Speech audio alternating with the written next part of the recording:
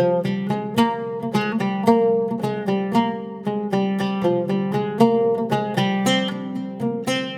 இன்னைக்கு road side காளான் எப்படி செய்யறதுன்னு பார்க்க போகிறோம். பொதுவாக நம்ம ரோட் சைட் காளான் காளான் வச்சு பண்ணுவாங்கன்னு நினச்சிருப்போம்.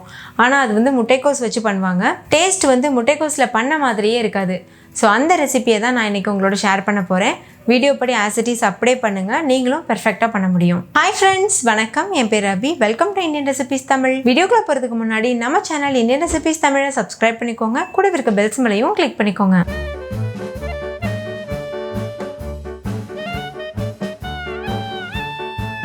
ஃபஸ்ட்டு இந்த ரெசிபி பண்ணுறதுக்கு 1 கப் அளவுக்கு பொடியாக கட் பண்ணின முட்டைக்கோஸ் எடுத்துக்கோங்க. முட்டைக்கோஸை கட் பண்ணதுக்கப்புறமா நல்லா வாஷ் பண்ணிவிட்டு அதுக்கப்புறமா தண்ணியை வடிச்சிட்டு இது போல் எடுத்துக்கோங்க.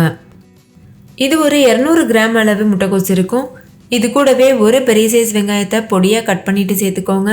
கூடவே 1 டீஸ்பூன் மிளகாத்தூள், 1 டீஸ்பூன் மல்லித்தூள், தேவையான அளவு உப்பு, ஒரு பிஞ்ச் அளவு மஞ்சள் தூள் சேர்த்துக்கோங்க. இது கூடவே 1 டீஸ்பூன் அளவு இஞ்சி பூண்டு விழுதும் சேர்த்துக்கோங்க. 1/2 கப் அளவு மைதா மாவு சேர்த்துக்கோங்க. 1/4 கப் அளவு கார்ன்ஃப்ளவர் மாவு சேர்த்துக்கோங்க.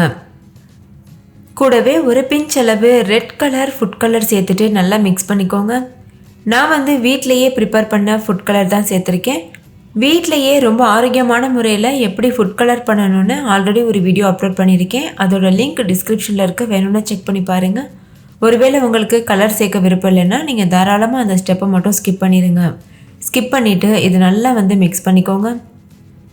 நம்ம சேர்த்துருக்க மாவெல்லாம் ஒன்றோடு ஒன்று நல்லா ஒட்டணும். அந்த மாதிரி நீங்கள் நல்லா மிக்ஸ் பண்ணிக்கோங்க. நல்லா கலந்ததுக்கப்புறமா தேவையான அளவு தண்ணி சேர்த்து மிக்ஸ் பண்ணிக்கோங்க. தண்ணி அதிகமாக சேர்த்துடாமல் கொஞ்சம் கொஞ்சமாக சேர்த்துட்டு மிக்ஸ் பண்ணிகிட்டே இருக்கணும்.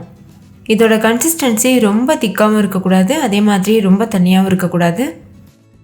இப்போ பாருங்கள், மாவு நல்லா பிசைஞ்சாச்சு. இதோட கன்சிஸ்டன்சி இந்த மாதிரி இருக்கணும். இப்போ எண்ணெயை சூடுபடுத்திட்டு அதில் இந்த மாதிரி நம்ம பக்கோடாஸ்லாம் சேர்ப்போம்ல, அந்த மாதிரி சேர்த்துக்கோங்க.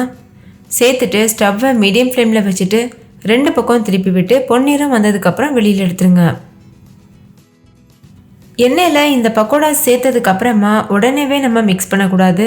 ஒரு நிமிஷத்துக்கு வெயிட் பண்ணுங்கள். அதுக்கப்புறமா இந்த மாதிரி 2வது பக்கம் திருப்பி விட்டுக்கோங்க. 2வது பக்கமும் நல்லா வெந்ததுக்கப்புறம் இதை வெளியில் எடுத்துருங்க. இப்போ பாருங்கள், 2 பக்கமும் நல்லா வெந்துருச்சு.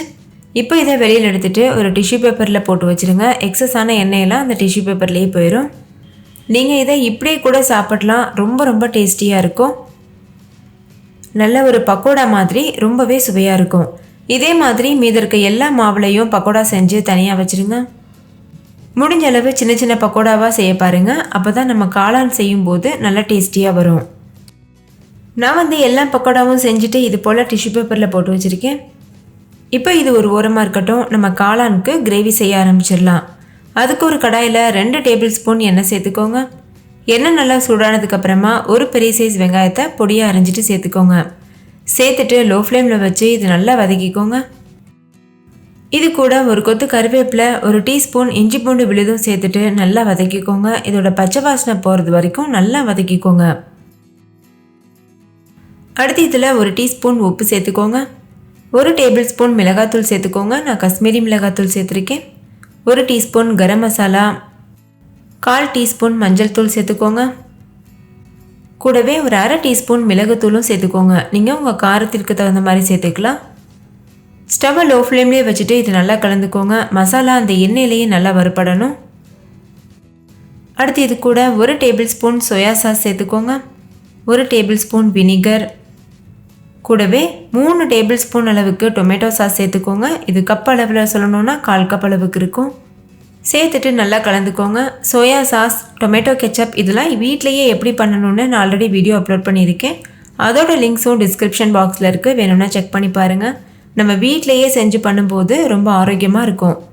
இப்போ நல்லா மிக்ஸ் பண்ணியாச்சு.